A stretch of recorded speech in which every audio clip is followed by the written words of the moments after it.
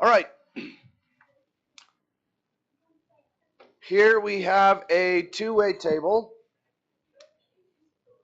And the first question, what percentage of people were coffee drinkers? So that's just going to be 75 out of 110. Okay. What about drinking tea and coffee? So that's going to be 15 out of 110. So now when we talk about conditional probability, there are lots of ways to state conditional probability. Sometimes they just say, hey, it's conditional probability. And sometimes they use the word given. They mean the same thing. So what is the conditional probability of selecting a person from the study and getting someone who drinks tea given they do not drink coffee? So it says given they do not drink coffee, which means we're only allowed to look there. So conditional probability is going to limit the total. You're not looking at everybody, you're looking at some set, a row or a column. It could be two rows or two columns. But if we only look at that column, what's the probability of getting a tea drinker? 25 out of 35. Does that make sense? Okay, now for the tricky ones. What is the chance? Okay, what is the difference between the coffee and no coffee proportions? So coffee was 75 out of 110. No coffee was 35 out of 110. So this would be the difference. Now, this is, maybe I should write it this way, for 36.6 percentage points. So percentage and percentage points are different, right?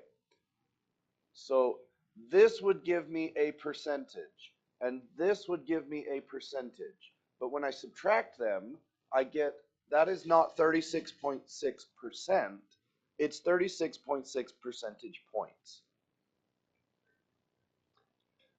Yeah, points are a way to compare one proportion to another using subtraction. Okay, percent is a way to compare things using division. Okay, and I'll be honest, no other book I've ever seen uses this phrase. So, calculate the ratio of the proportions between coffee and no coffee. And this direction matters. So we are going to compare coffee and no coffee. In the Zybook, it was like comparing 2008 and 2015. So you take the second one and divide the first one. Okay? Oh, and yeah. So we take the second one and we divide the first one and we get 46%. So when we compare coffee to no coffee, does it go up or does it go down? The usage went down. It's less than 100%, right? So this term, the relative risk is the difference between the ratio of the proportions and 100%. Now, this is not talking about is coffee riskier than not coffee.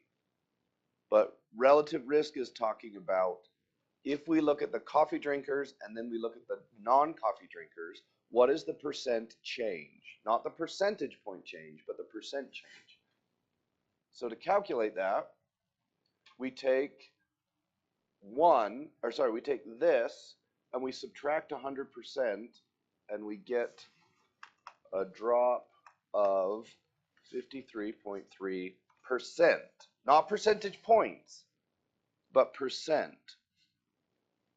So if you are comparing two percentages using subtraction, that comparison is called percentage points. So if I got a 95 on the test and you got a 96 on the test, then you did 1 percentage point better than me. How would you calculate the percent that you did better? you would take 96 and divide it by 95. Sorry, I didn't have my calculator up and running. So 96 divided by 95, and I wasn't paying attention. 96 divided by 95. That's kind of a bad example. Let's say, let's say you got a 97 and I got a 91. You did 6 percentage points better than me. Does everybody understand that? And then you scored 6.6% higher than I did. So percentage points is a comparison using subtraction, and percentage is a comparison using division. Does that make sense? Okay.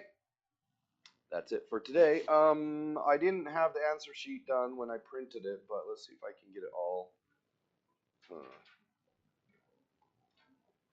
I'll put it on Canvas, but here are the answers.